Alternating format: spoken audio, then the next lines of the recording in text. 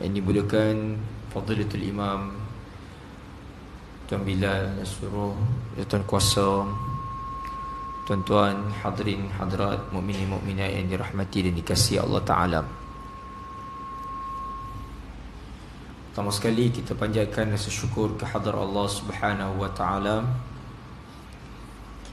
di atas segala kelimpahan kurniaan Allah kepada kita semua, dapat kita terus mengabdikan diri kepadanya, dapat kita solat bersama-sama. Mudah-mudahan Allah Subhanahu wa Ta'ala menerima segala amal ibadah kita. Amin ya Rabbal Alamin.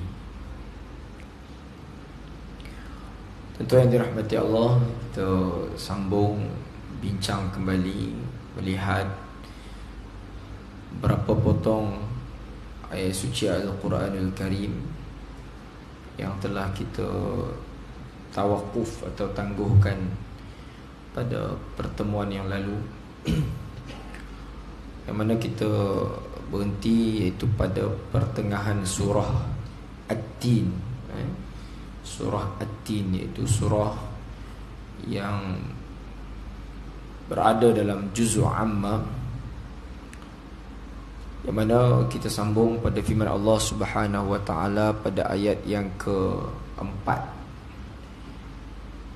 yang mana Allah menyatakan a'udzubillahi minasyaitonir rajim, laqad khalaqnal insana fi ahsani taqwim.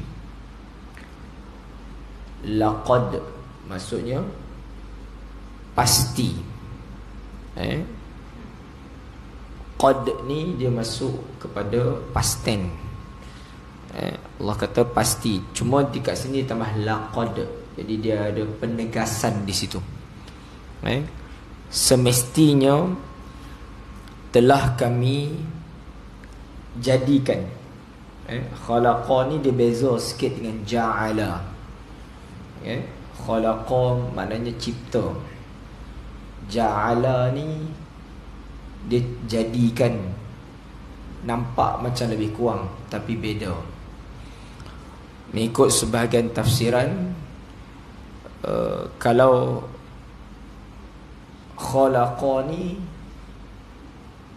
dia berperingkat,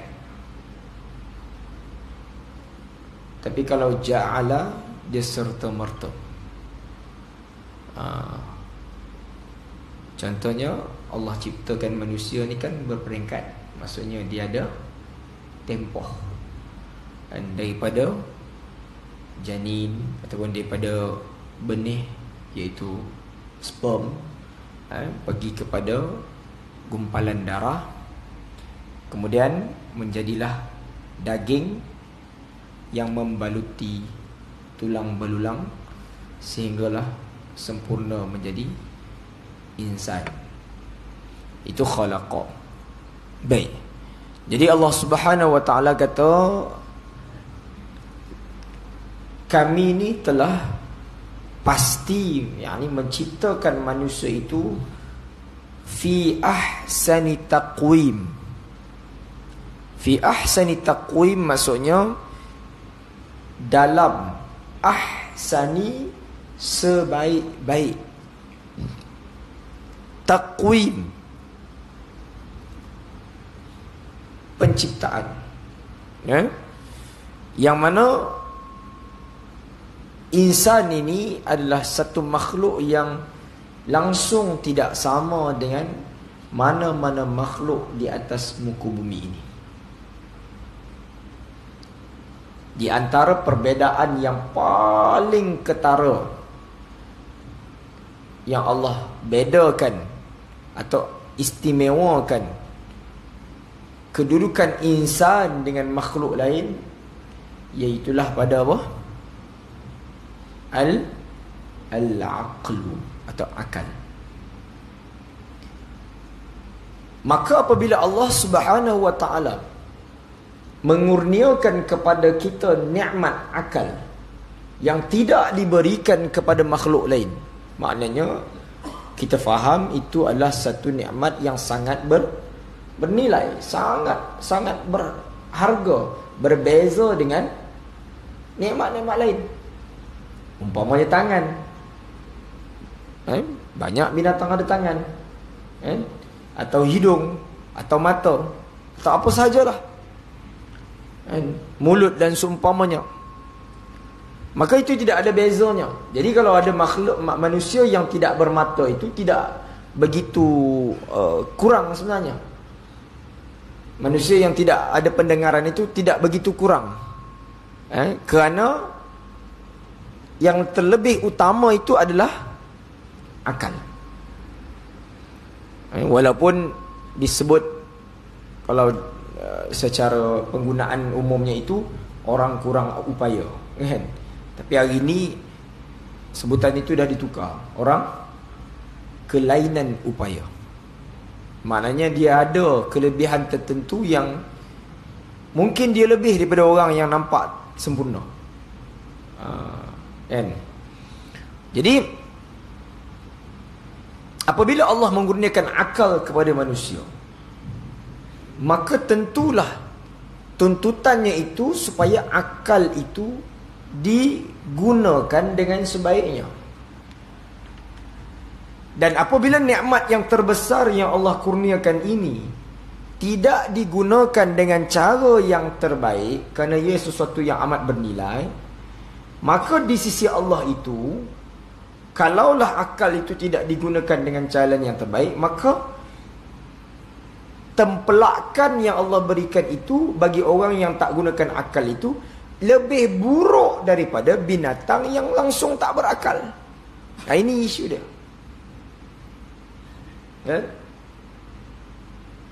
Kita, anak-anak kita dapat duit, kita bagi dia duit, contoh, kan?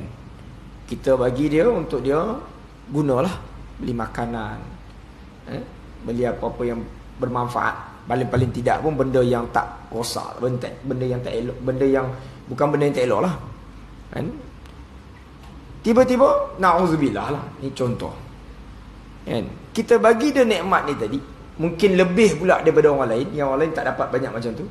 Dia guna pada benda yang langsung tak elok, tentu lebih teruk daripada orang yang tak berduit, yang pada asalnya tak boleh nak dapat sesuatu. Betul tak? Daripada orang yang tak ada apa dan tak boleh nak beli apa-apa, teruklah tak ada apa-apa, kan? Tapi diberikan kepada seseorang yang kelebihan yang boleh digunakan untuk pada jalan kebaikan, namun dia guna pada jalan yang sebaliknya, tentu keadaannya itu, realitinya itu lebih buruk daripada orang yang langsung tak ada apa-apa tadi. Itu lebih kurang analogi dia. Maka umpamanya binatang yang tak berakal, teruk, kan? Kita tengok, lah binatang baju tak ada, kan? Tiba-tiba manusia yang diberikan akal ini tak guna akal satu, tapi menggunakan akal pada jalan yang Allah tak suka, jalan yang opposite, yang bertentangan. Maka risiko dan ancamannya itu lebih buruk keadaannya itu daripada apa? Makhluk yang tidak diberikan akal tadi. Itu ancaman. Maka kerana itu para ulama membahaskan, membincangkan perbahasan berkaitan nikmat-nikmat yang terbesar dalam kehidupan ini. Betul, antaranya ada yang membahaskan antara nikmat yang teragung adalah iman dan Islam. Ada yang menyatakan nikmat yang terbesar adalah nikmatul ijad. Apa nikmatul ijad? Nikmat kewujudan. Nak cerita iman dan Islam pun tak boleh kalau tak ada kewujudan tu. Kita tak wujud, nak Islam apa? Kan? Jadi kita wujud tu nikmat yang terbaik. Itu mengikut sebahagian lah. Tapi ada juga yang menyatakan nikmat yang terbesar adalah akal. Kan? Kalau akal itu, ataupun adanya iman dan Islam tapi tidak menggunakan akal dengan bijak, dengan baik, maka na'udzubillah memesongkan seseorang itu sama ada di sudut amalannya itu tersasar, tersalah, tersilap, bahkan membawa kesesatan. Dan lebih parah lagi apa? I'tiqadnya itu tersasar daripada i'tiqad sahih, i'tiqad yang benar, maknanya akidahnya pun rosak. Dan ini berlaku kepada ramai orang, kan? Ramai cerdik pandai, tapi kerana kekeliruan boleh pula ikut ayah pin. Tak? Saya bila pergi Terengganu 2 bulan lepas. Bulan lepas kot saya pergi. Kan? Sajalah kan, kita pun lama dah cerita ayah pin ni. Kebetulan saya jumpa satu orang ustaz ni. Rupanya ustaz ni memang terlibat langsung. Saya tak tahu kan, tapi dia tunjuk rupanya dia ada keratan akhbar tahun bila. Dia individu yang memang terlibat, pergi ke perkampungan ayah pin yang tempat markas ayah pin. Dia antara individu yang terlibat memusnahkan dia punya apa benda dia punya tempat-tempat tu lah. Dan kita mana ingat dah lama dah ayah pin ni kan. Dia tunjuk balik, nama terlibat, dia kata. Oh. Tajalah nak cerita balik, tapi nak gambarkan, na'udzubillah tuan-tuan, ayah-ayah semua. Sampaikan orang agama ikut ayah pin ni. Mana orang yang beragama. Dia panggil dalam istilah agama ni mutadayyin. Kan? Ada yang balik daripada Al-Azhar University. Buat malu betul.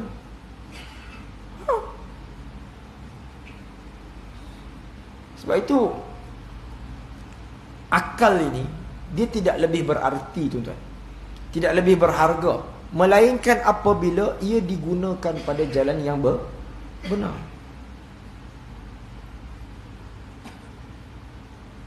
Hadirin hadirat yang dirahmati dan dikasihi Allah Ta'ala. Baik.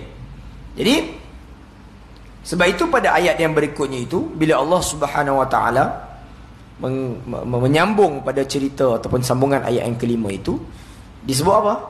Thumma radadnahu asfala safilin.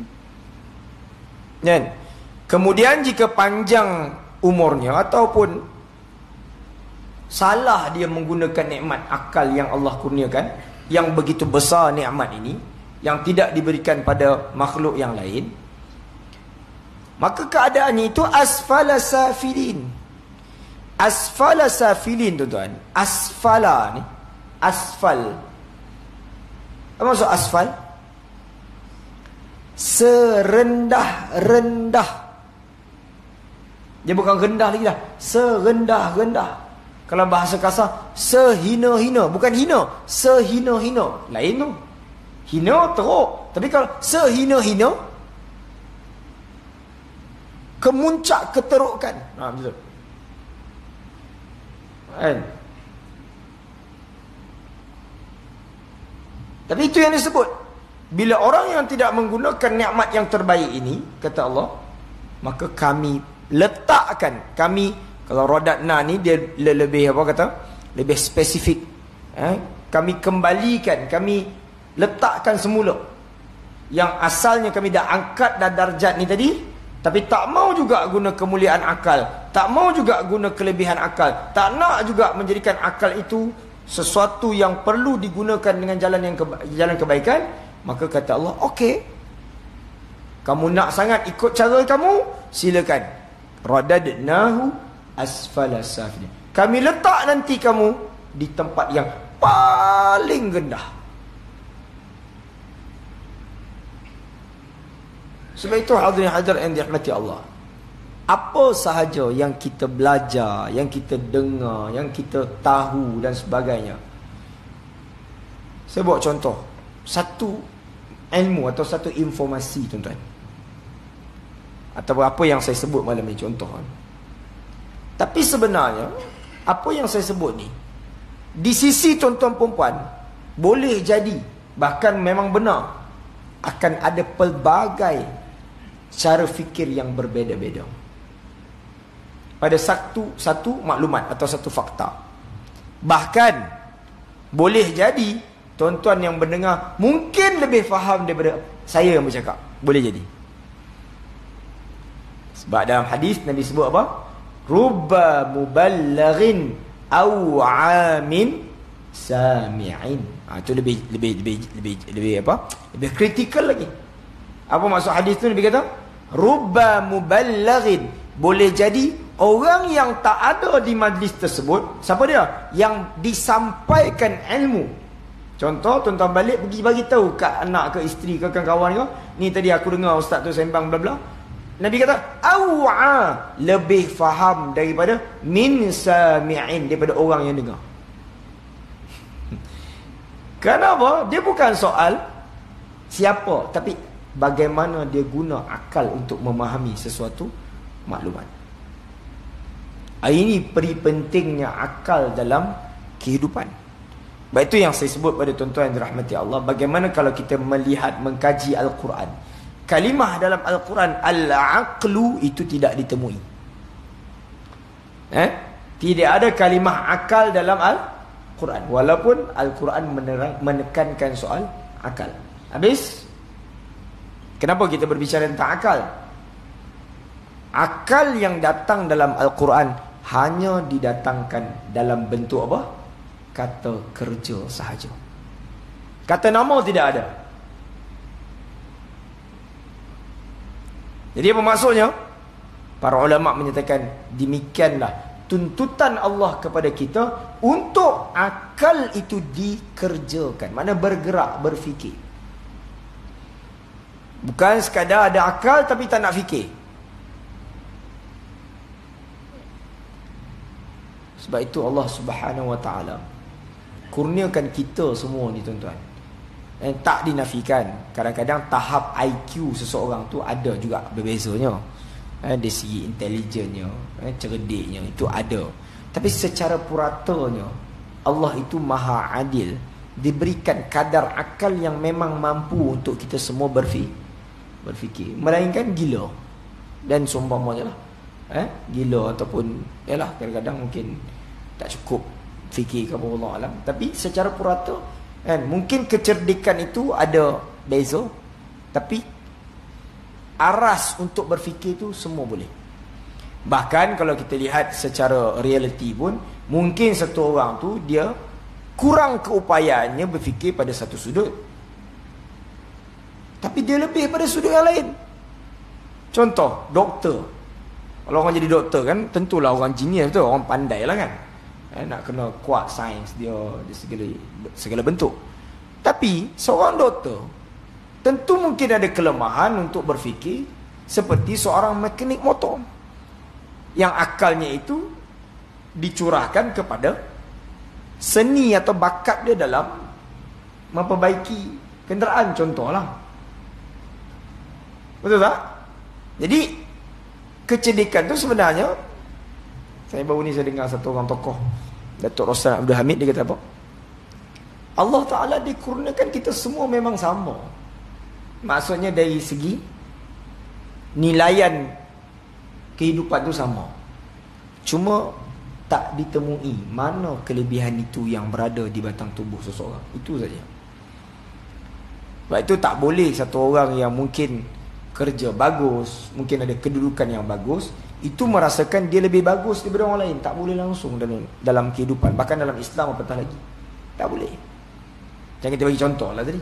Doktor mungkin doktor pakar kan, tapi bila tayar kereta dia bocor, dia tak repair, dia hantar ke kedai juga.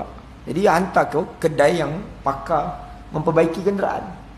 Jadi kalau dia buat pun tak jadi apa. Jadi kelebihan tu Allah Ta'ala dah letakkan pada setiap orang. Hadirin yang dirahmati Allah Subhanahu Wa Ta'ala. Jadi inilah nikmat yang teragung yang Allah Ta'ala berikan kepada kita untuk kita berfikir. Berfikir pula tentu ada level-levelnya, sehingga tahap berfikir dengan cara yang matang, yang bijaksana, yang penuh keprihatinan dan seumpamanya. Sebab itu kedudukan insan ini sangat-sangat mulia sebenarnya. Seketika dia benar-benar menggunakan nikmat akal dengan cara yang paling terbaik. Setelah dengan akal yang diberikan tadi, digunakan dengan cara yang berhati-hati, dengan timbangan ilmu, maka kedudukannya itu mulia di sisi Allah Subhanahu Wa Ta'ala. Dan akal yang Allah Subhanahu Wa Ta'ala ini kurniakan ini, perlu sentiasa diaktifkan. Ini kalau pakar-pakar psikologi selalu sebutlah, kalau jasmani kita perlu makanan, iaitu makan fizikal, maka akal tak lain tak bukan perlu kepada makanan, iaitu ilmu. Sama ada dia mendengar, dia proses akal dia, kemudian dia membaca, dia buat kajian dan sebagainya. Inilah akal. Sebab itu badan yang sehat, maksud kata dari segi fizikal yang bagus, tapi akal yang tak bagus, itu tidak begitu menguntungkan. Dulu ada satu orang tokoh, nama dia siapa? Syekh Ahmad Yasin. Ingat kan? Syekh Ahmad Yasin. Mursyidul Am bagi gerakan Hamas. Hamas Palestin lah. Kan? Badan tak sihat mana pun, duduk atas kursi roda. Kan? Orang duduk usung tolak. Tetapi kerana akal yang begitu tajam, sehingga perkataannya itu menggerunkan Zionis laknatullah. Sampai matinya Syekh Ahmad Yasin ni di atas kursi roda yang dibom oleh Yahudi laknatullah. Punya takut sebab kekuatan akal. Pandangannya, ideanya itu sangat menggerunkan. Ini akal punya cerita. Sebab itu bila kita baca Al-Quran, kita kena interact dengan Quran. Tengok kan? Thumma radadnahu asfala safilin. Kena tengok, kena perhati satu persatu. Thumma radadnahu asfala safilin illa tak rasa betul. Baca Quran ni sebenarnya bukan perlu baca banyak sangat, baca sikit, tapi impact, kesan. Dan hikmahnya kita boleh lihat bagaimana Al-Quran itu turun dalam tempoh yang lama, 23 tahun kurang lebih. Kerana yang nak dibawa oleh Rasulullah tu bukan nak suruh para sahabat hafal semata-mata. Kalau hafal ni 3 tahun cukup dah. Kan macam anak-anak kita hafal Quran dekat mat tahfiz tu. Tapi matlamat Al-Quran itu diturunkan secara tadrijan. Tadrij ni maksudnya beransur-ansur, sikit demi sikit. Itu untuk apa? Liyufhima, untuk memahamkan, untuk mendidik, memandu para sahabat khususnya dari segenap aspek. Sama ada urusan dunia, muamalatnya, ibadah dan seumpamanya itu, seluruhnya itu difahami dengan baik dan diterjemahkan dengan amalan yang cukup-cukup berkualiti, sehingga menghasilkan generasi yang terbaik dalam Islam. Apa ramuannya? Iaitu Al-Quranul Karim. Ini yang kehilangan daripada kita. Yang kita duk ungkap Quran, ialah saban hari kita baca Quran. Tapi Quran itu sebahagiannya kadang-kadang tidak benar-benar mendidik kita. Yang saya sebagai contoh, kan, contohnya kalau orang baca ayat Allah kata apa? Wa qulu lin-nasi husna. Contoh, Allah kata apa? Qulu, cakap kepada manusia ini apa? Husna, dengan perkataan yang baik, dengan santun, dengan bahasa yang molek. Tapi ada orang yang baca ayat tu, lepas baca maki orang. Betul tak? Baca ayat tu kan, habis baca, aku maki tu mangkuk tingkat segala semua keluar. Padahal apa baca ayat tu? Nampak sangat betapa dhaifnya, lemahnya tahap interaksi kita dengan Al-Quran. Itu pun tak perlu ustaz yang tazkirah, tak perlu tengok hadis, tak perlu tengok tafsir, tak perlu. Direct Allah kata, cakap kepada manusia dengan perkataan yang baik. Simple je. Tu pun kita tak boleh nak engage. Why? Tak faham. Inilah saya kata betapa kritikalnya. Setelah sekian lama, kat situ je kita. Tak tahulah tuan-tuan, tapi saya rasa terbeban tuan-tuan melihat sampai bila kita mahu hidup terbelenggu dalam keadaan Al-Quran ni setakat dekat Quran je, setakat dekat mushaf je. Kalau dekat dinding lah kita gantung, tapi tak benar-benar menerjah ke lubuk jantung hati kita. Betul, Al-Quran itu sebahagian ayatnya itu perlu kepada tafsiran, perlu kepada takwilan, itu taklah dinafikan. Tapi kalau kita lihat secara praktikalnya, Al-Quran itu dipecahkan antaranya pembahagian ayat yang dibagi nama, yang dipecahkan kepada ayat muhkamat dan ayat mutasyabihat. Yang kritikalnya itu adalah ayat mutasyabihat yang memerlukan tafsiran, takwilan, kupasan para sarjana dan sebagainya. Kan? Tapi kalau kita lihat pembahagian itu bukanlah 50-50, tidak. Yang mutasyabihat itu sekitar 10-15% je. Ada pembaki daripada itu ayat yang muhkamat. Contohnya Allah kata wabil walidaini ihsana. Buatlah bakti kepada kedua ibu ayah. Itu tak perlu tafsiran. Apa yang nak ditafsir? Bolehlah buka tafsir, macam-macam lah ulama cerita. Isi asbabun nuzulnya, dibawa cerita para sahabat, macam-macam lah. Tapi tanpa mengetahui detail tu pun, okey, kita faham. Oh, ni maknanya aku kena call mak aku hari-hari, contohlah. Kalau tak call hari pun maknanya kita take care lah, doakan kau. Kan? Ni sampai ada kes kan, yang baru ni dekat Johor, satu orang pengusaha rumah orang tua. Kan? Maklumkan kepada anak, ni ayah kamu dah meninggal. Oh ya ke? Alhamdulillah. Alhamdulillah. Bangang tu. Gila tuan-tuan. Sampai tahap macam tu. Kan terkeluar bangang. Saya dengar dia cakap tu. Dia jadi macam. Kan? Astaghfirullahaladzim. Kan? Okey lah tu kan. Kata bangang kat perangai macam tu. Kan? Taklah teruk sangat. Habis perangai macam tu. Tu bukan bangang lagi dah tu. Itu lagi teruk lagi. Dia Alhamdulillah. Tak tahulah kalau dia tipu lah. Tapi saya rasa tak tipu. So memang ada istilah apa, pendaharakan moden lah macam-macam. Yalah kalau kata mungkin silap mak ayah tu masa kecil tu, wallahu alam. Kan cara dididik anak ke apa semua tu taklah mustahil juga. Tapi dengan zaman yang telah keterbukaan ilmu, kan? Ada yang ayah meninggal bukan tanya apa. Saya nak maklumat dia punya IC, nak pi urus ni harta ni, nak pi bedak agih ni. La ilaha illallah Muhammadur Rasulullah. Parah tuan-tuan. Nazak tu kalau fikir macam tu. Tenat. Itu yang orang perangai macam tu tuan-tuan pergi rumah dia, adalah gantung ayat Quran kat tepi dinding. Dia bukan orang kafir pun tu, orang Islam. Itu saya katakan. Betapa tenatnya umat ini apabila Al-Quran itu sekadar di dalam mushaf. Hadirin yang dirahmati dan dikasihi Allah Ta'ala. Maka layak yang Allah kata tadi, asfala safilin, yang tak gunakan akal untuk merenung, untuk memahami, untuk mentadabbur dan seumpamanya itu, duduknya, diamnya pada serendah-rendah kedudukan dunia dan akhirat, terutama akhirat. Baik. Illa allazina amanu wa amilus salihat. Barulah Allah kecualikan, iaitu kelompok yang minimum ini, yang sedikit ini, yaitu orang-orang yang benar-benar beriman dan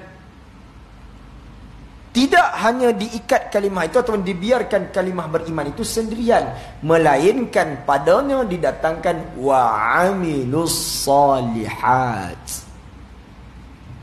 Maka daripada ayat-ayat begini yang banyak diulang amanu wa amilus salihat ini menjadi panduan para ulama kita meletakkan syarat iman yang sebenarnya itu tidak berpada dengan i'tiqad. Wajib didatangkan dengan yang disebut sebagai al-amalu bil jawarih. Apa dia? Beramal dengan seluruh anggota ini. Barulah boleh dibicara atau dinilai dengan hakikat iman. Bukan iman itu dengan lafaz. Oh saya beriman, saya beriman. Iman itu dengan kopiah, iman itu dengan tampilan luaran semata-mata. Tapi iman dalaman dan dizahirkan dengan tindakan. Jadi mesti datang dengan wa amilus salihat, amal-amal salih. Tapi amal soleh juga tak berpadan kalau tidak ada i'tiqad yang sahih. Jahannam juga, rosak juga. Dia mesti ada kombinasi antara i'tiqad dengan aplikasi ataupun merealisasikan sesuatu amalan. Ini yang perlu kita imbangi. Tak adalah kita ni nak declare kita ni baik tapi perangai tahu ke benda. Kan? Jadi penting untuk kita melihat panduan Al-Quran ini dengan neraca yang halus, yang teliti. Yang bila kita renung, bukan nak cerita ke orang lain, tentunya pada diri kita sendiri.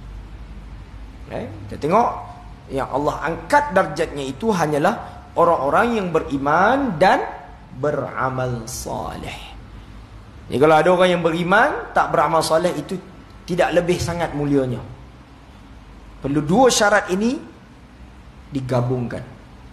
I'tiqad yang sahih dengan amal yang salih.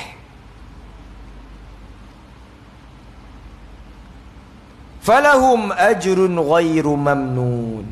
Yang mana kata Allah Ta'ala, bagi mereka itu ganjaran yang tidak putus-putus. Hadirin yang dirahmati Allah Subhanahu wa Ta'ala, bila kita renung kalimah-kalimah Al-Quran ini, sebab tu Al-Quran ini dia, ialah kalau kita nak dalami ini, kita kenalah mengaji lama-lama, sungguh-sungguh, dari segi nahunya, i'rab dan sebagainya. Tapi kerana ialah pendedahan itu mungkin kena lebih awal. Tapi ala kulli hal, wala bagaimanapun, kalaulah kita ni setidak-tidaknya kita dengar, kita baca, kita tahu sedikit cerita Al-Quran yang boleh kita ambil i'tibar, ini sedikit atau bahkan sebenarnya amat bernilai untuk kita menjadikan Al-Quran ini teman setia kita untuk kita hayati. Saya dululah waktu kita zaman belasan tahun apa semua, melihat suasana masyarakat kita ni membudayakan bacaan Quran ni, saya kira sangat-sangat positif. Dengan bacaan Yasin malam Jumaat. Kadang-kadang sekarang ni dah banyak tempat baca Al-Mulk dan seumpamanya, sangat positif.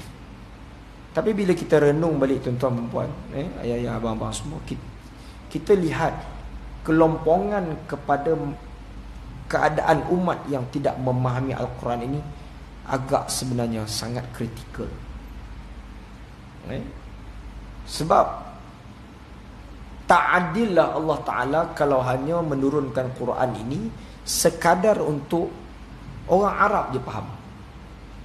Semalam saya pergi Masjid Negeri Shah Alam, kan? Jadi jumpa dengan pemandu pelancong haji apa masa lupa, kan? Dia kata, kan, memanglah orang Arab Ustaz, tapi orang Arab pun tak faham Quran, kan?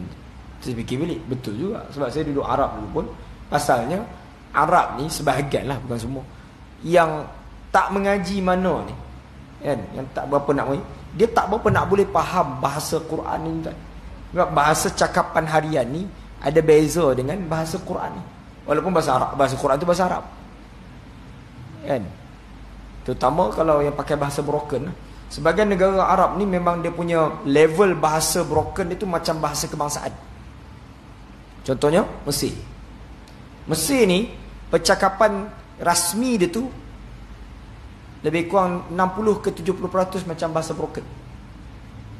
Dia tak pakai bahasa tulisan sangat. Macam kita kalau pemberita tu baca yang normal lah, kan? Dia tak, pemberita pun sebahagiannya perkataan-perkataan banyak pakai broken. Dia dah macam tu dah.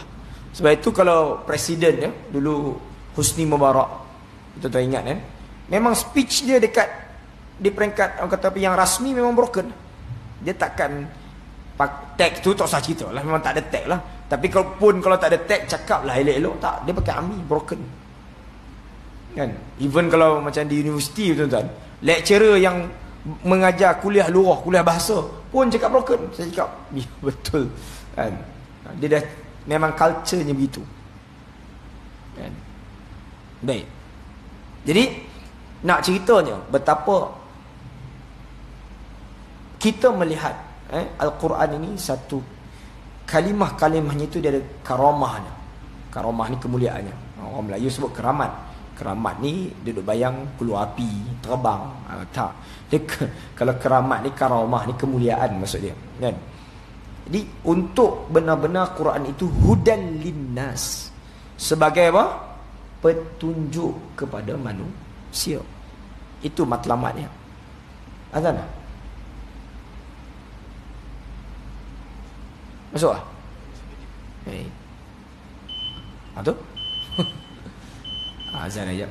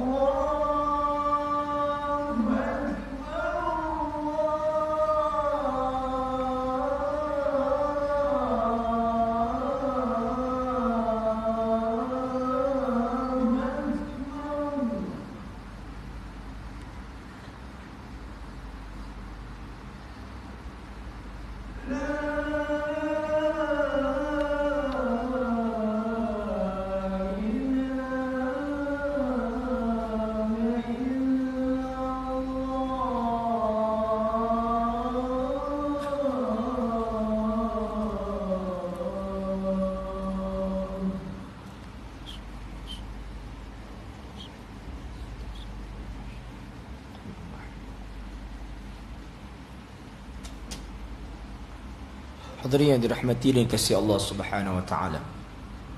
Baik.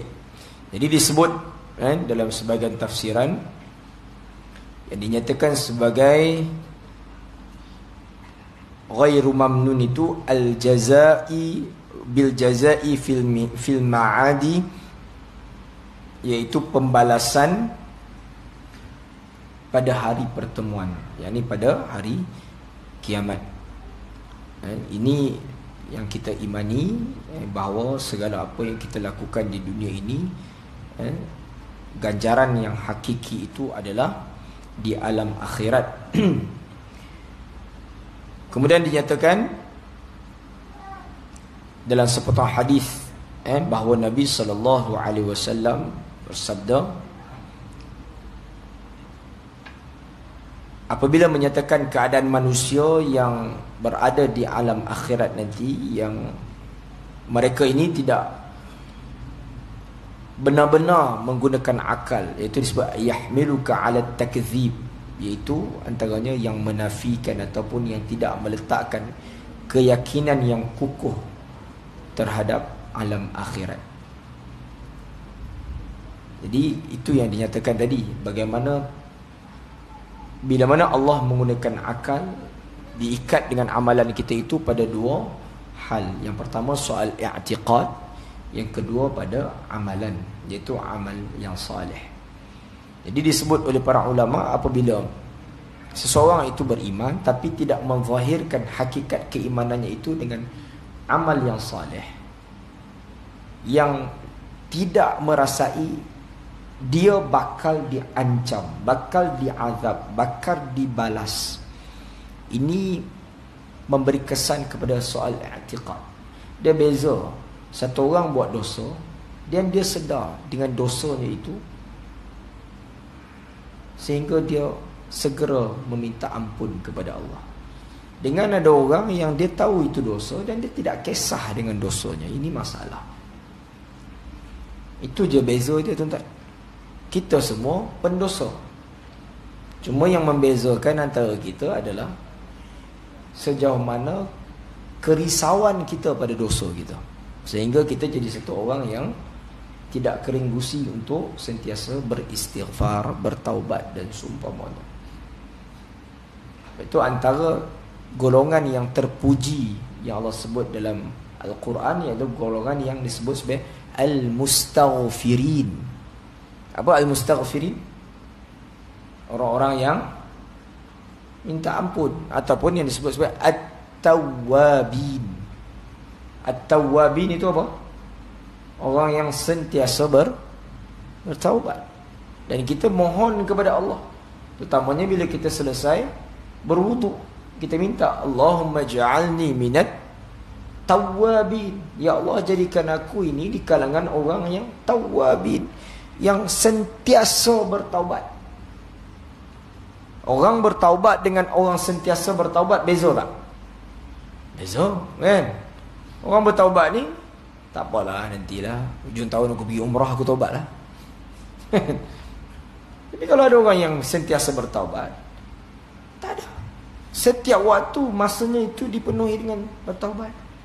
Tak sempat buat dosa pun taubat. Dia taubat ni jangan tunggu rasa macam, oh jap aku hari ni, oh hari ni tak ada dosa kot, okey lah. Jangan kan. Di ketika kita fikir kita tak buat dosa tu, dah berdosa lah, kan? So, tak ada istilah memilih waktu untuk bertaubat. Kan? Saya yang bercakap ni perlu lebih banyak bertaubat. Kan? Semua kita. Dan yang lebih jelas bila kita selalu diingatkan, lepas solat pun kita diajar bertaubat. Mana munasabahnya lepas solat bertaubat? Bukan pergi kelab malam, na'udzubillah, bukan pergi pasar malam, bukan pergi pasar raya. Lepas solat kita disuruh bertaubat. Betapa dalam ibadah pun kita buat dosa. Itu situasi orang yang benar-benar sedar mengukur diri untuk sentiasa memperbanyak taubat kepada Allah Azza wa Jal. Jadi kita perlu sama-sama melihat diri kita sendirilah, terutama tak mau tengok orang lain lah. Kita tengok diri kita sendiri, di mana ruang kekurangan ini perlu kita sentiasa gilap, sentiasa perbaiki, kerana sifat insan itu dia dhaif. Disebab apa? Ya ayyuhan nasu antumul fuqara'u ila Allah. Wahai manusia, kamu itu sentiasa memerlukan Allah dalam segala urusan kamu. Maka bila kita memerlukan Allah, itu tentunya kita digambarkan makhluk yang dhaif. Dan kita memang minta kepada Allah dalam setiap masa kita berjalan hidup ni. Antaranya kita minta iyyaka na'budu wa iyyaka nasta'in. Kepada Engkau ya Allah na'bud, kami ni menyembah Engkau ya Allah. Wa iyyaka nasta'in, dan kepada Engkau jugalah ya Allah nasta'in, kami ni sentiasa minta tolong ya Allah. Jadi kalau ada orang yang terputus hubungannya dengan Allah, umpamanya tidak salat, bukan 5 waktu, 1 waktu pun tak salat, memang canggung tuan-tuan hidupnya. Memang tak lepas hidup dia, tergantung hidupnya. Kerana dia sudah terlepas dari mengikat dirinya dengan pertolongan Allah Subhanahu Wa Taala. Jadi kalau kita pun yang membaca Fatihah ni, yang berdoa ataupun yang mendirikan solat ni, pastikan kita mengungkapkan lafaz itu dalam keadaan kita sedar kita benar-benar memerlukan Allah Azza wa Jalla. Dibaca dengan bacaan yang hadir daripada lubuk hati kita. Iyyaka na'budu wa iyyaka nasta'in. Kita baca iyyaka nasta'in as-siratal mustaqim. Tak dia apa? Jadi baca dengan santun, dengan berhati-hati. Taklah kata nak baca sampai bertaranum ke apa, tak. Tapi maknanya kerana setiap ungkapan itu pulangnya itu bukan kepada Allah, pulangnya itu untuk diri kita juga. Betul Allah kata apa? Wa idh qala Luqman, bukan apa? Apa ayat tu mana? Jika kamu bersyukur, fa innama yashkuru li nafsihi, kan?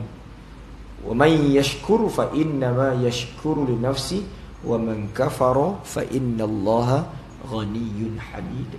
Siapa yang bersyukur, dia bersyukur untuk diri dia sendiri. Allah tidak terkesan dengan syukur dia. Tak adalah kalau kita syukur ni Allah lebih naik darjat, tak ada. Tapi yashkuru, wa man yashkuru fa innama yashkuru li nafsi. Wa man kafar, siapa kufur, fa innallaha ghaniyyun hamid.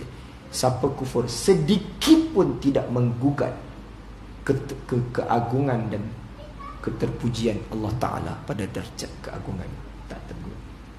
Jadi kita memang kena bersyukur, sebab nak pulangkan balik itu pada kita sebenarnya. Allah sebab apa? La in syakartum la azidannakum. Kamu bersyukur, kami tambahkan kepada kamu. Bukan kami yang bertambah, Allah kata. Kan? Kita lain, kan? Mengharap orang berterima kasih kat kita. Tak berterima kasih, apa? Kerut dahi kita. Kan? Itu kita. Ya Allah Ta'ala. Ya?